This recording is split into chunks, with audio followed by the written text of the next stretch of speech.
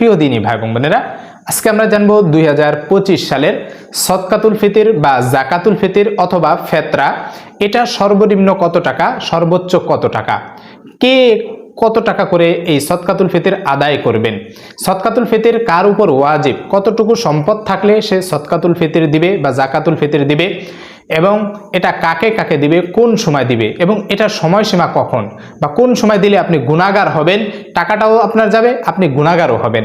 তো এই বিষয় নিয়ে খুবই সংক্ষিপ্তভাবে আলোচনা করার চেষ্টা করব। আমা তৌফিকি ইল্লা বিল্লাহ। প্রিয় দিনী ভাই এবং বোনেরা, ধৈর্য ধরে সম্পূর্ণ ভিডিওটি দেখার অনুরোধ করছি এবং ভিডিওটি শেয়ার করে দিবেন, আপনার মাধ্যমে অন্যরাও দেখে উপকৃত হতে পারে। প্রিয় দিনী ভাই এবং বোনেরা, যদি চ্যানেলে নতুন হয়ে থাকেন তাহলে চ্যানেলটি সাবস্ক্রাইব করে দিবেন। আমাদের এমন গুরুত্বপূর্ণ আমলের ভিডিওগুলো সবার আগে আপনার কাছে পৌঁছে যাবে ইনশাআল্লাহ। প্রিয় দিনী ভাই এবং বোনেরা, এই সদকাতুল ফিতর মূলত দেওয়া হয় কেন? আল্লাহ তাআলা এই সদকাতুল ফিতর বান্দার জন্য অনুগ্রহ করে একটা নির্দিষ্ট করে দিয়েছেন।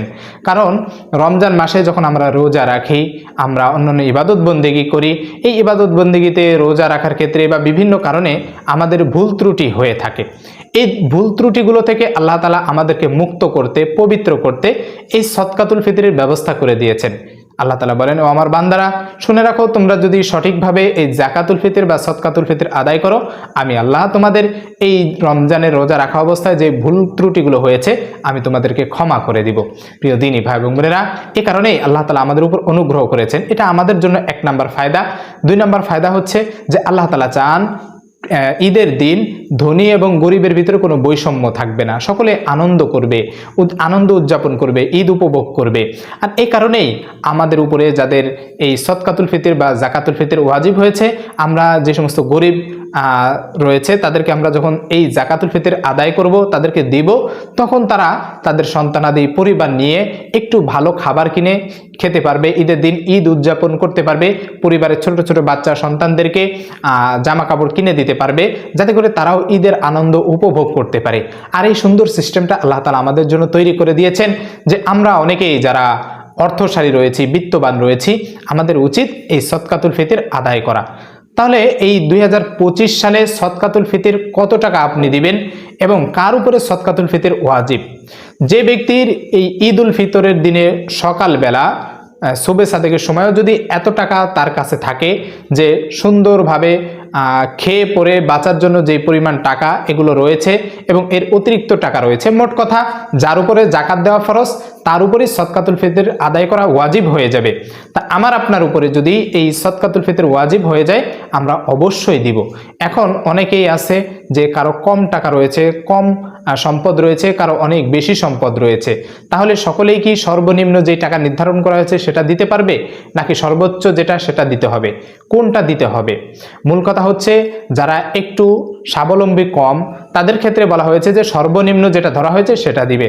যারা কোটিপতি, লাখপতি, তাদের জন্য সর্বোচ্চ যেটা নির্ধারণ করা হয়েছে তারা সেটা দিবে।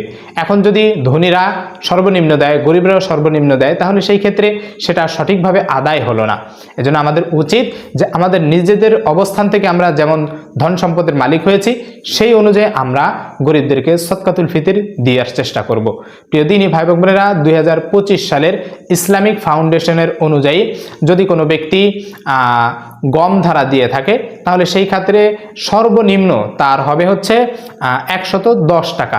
সর্বনিম্ন একজনের ফিতরা আদায় করতে হবে 110 টাকা। এটা গমের ক্ষেত্রে বা আটার ক্ষেত্রে।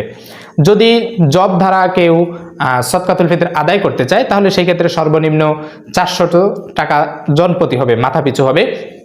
যদি কোনো ব্যক্তি খেজুর ধারা সদকাতুল ফিতর আদায় করতে চায়, তাহলে সেই ক্ষেত্রে 2300 টাকা অর্থাৎ 2300 টাকা জনপ্রতি আদায় করতে হবে, প্রতি মাথা পিছু আদায় করতে হবে। এরপরে যদি কোনো ব্যক্তি কিসমিস ধারা আদায় করতে চায়, তাহলে 2000 টাকা প্রতি মাথা পিছু সদকাতুল ফিতর একটা ফিতরা হবে। আর পনির ধারা যদি আদায় করতে হয়, তাহলে 2810 টাকা আদায় করতে হবে, এটা সর্বোচ্চ। তাহলে এখানে একটু চিন্তা করেন যে আমি যদি একটু অল্প টাকা ইনকাম করি, যেমন ধরুন আমার মাসে যদি 15-20 হাজার টাকা ইনকাম হয়, তাহলে সেক্ষেত্রে আমার তো সম্পদ একটু কম। আমি যদি চাই সেক্ষেত্রে আমি জনপ্রতি 110 টাকা আমি দিতে পারি। এখন যেই ব্যক্তির মাসে 1 লাখ টাকা ইনকাম, সে যদি চায় যে 110 টাকা দিবে, তাহলে সেটা তার আদায় হলো না। তার দিতে হবে কমপক্ষে উপরের দিকে তার যেটা সুবিধা হয়। অর্থাৎ সে যদি চায় যে জনপ্রতি 2800 টাকা দিবে যে পনিরের অনুযায়ী, সে সেটা দিতে পারবে। সে যদি চায় আরও বেশি দিবে, সে সেটাও দিতে পারবে। কিন্তু এর কমে দেওয়াটা তার জন্য ঠিক হবে না, এটা অনুচিত হবে। আমাদের উচিত যে 110 টাকা নির্ধারণ করা হলেও আমাদের উচিত হবে যে এর থেকে বাড়িয়ে বাড়িয়ে দেওয়া। কারণ আমরা চিন্তা করব যে 110 টাকায় বর্তমানে কিছুই হয় না। আমি যদি আমার নিজের একটা ফেতরা দেই, তাহলে সেই ক্ষেত্রে এই চিন্তা করব যে 1 কেজি, আমার একটা ফেতরার বিনিময়ের জন্য একজন 1 কেজি মাছ কিনে খেতে পারে, ঈদের দিন 1 কেজি অন্তত মুরগি কিনে খেতে পারে, তাহলে সেটার ক্ষেত্রেও তো অন্তত 200 টাকা হয়। এতটুকু অন্তত আমরা দেওয়ার চেষ্টা করব। এখন সদকাতুল ফিতর কারা আদায় করবে? ঘরের যে সমস্ত ব্যক্তিরা রয়েছে, ছোট বাচ্চা কাচ্চা, স্ত্রী রয়েছে, পিতামাতা রয়েছে, সন্তান রয়েছে, সবার পক্ষ থেকে একজন আদায় করতে পারবে যে সারা ঘরের খরচ বহন করে। হতে পারে বাবা, হতে পারে বড় সন্তান, হতে পারে বড় ভাই, মোট কথা যে সবার খরচ বহন করে তার পক্ষ থেকে সবার আদায় করতে হবে। যারা ছোট বাচ্চা রয়েছে, মাসুম বাচ্চা, তাদের পক্ষ থেকে এই বড় সন্তান হতে পারে, বাবা হতে পারে বা বড় ভাই হতে পারে, এরা আদায় করে দিবে। এইভাবেই প্রত্যেকের ক্ষেত্রে সদকাতুল ফিতর আদায় করা ওয়াজিব।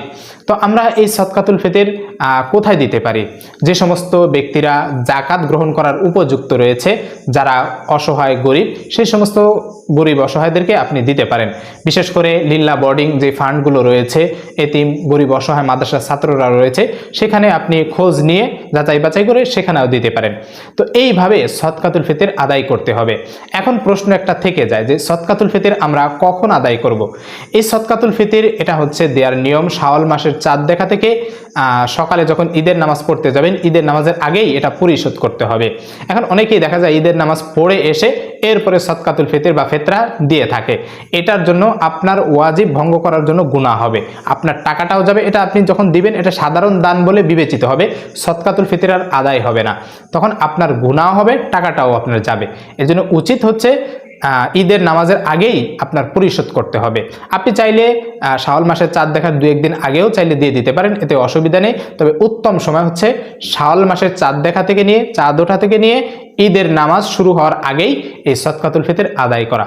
তো এইভাবেই আমরা চেষ্টা করব এই সদকাতুল ফিতর বা জাকাতুল ফিতর আদায় করা। প্রিয় দিনী ভাই বোনেরা, আমাদের বাড়ির আশেপাশে, আমাদের ঘরে অনেক সময় অসহায় গরিব রয়েছেন, তারা আসেন, প্রতিবেশী রয়েছেন যারা আসেন।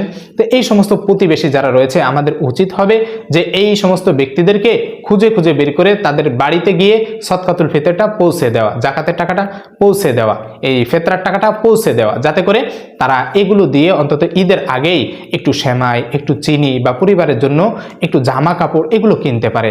আমার আপনার একটু মহানুভবতা, একটু উদারতা হতে পারে এই সমস্ত অসহায় গরিব যারা রয়েছেন তাদের জন্য একটু মুখের হাসি ফোটানোর জন্য। তাই আমরা চাইলেই পারি যে এই সমস্ত গরিব অসহায় যে ব্যক্তিরা রয়েছেন তাদের মুখে একটু হাসি ফোটাতে। আমরা চেষ্টা করব আমাদের সাধ্য অনুযায়ী যতটুকু নির্ধারিত করা হয়েছে, তার থেকে একটু বেশি বেশি আদায় করার জন্য।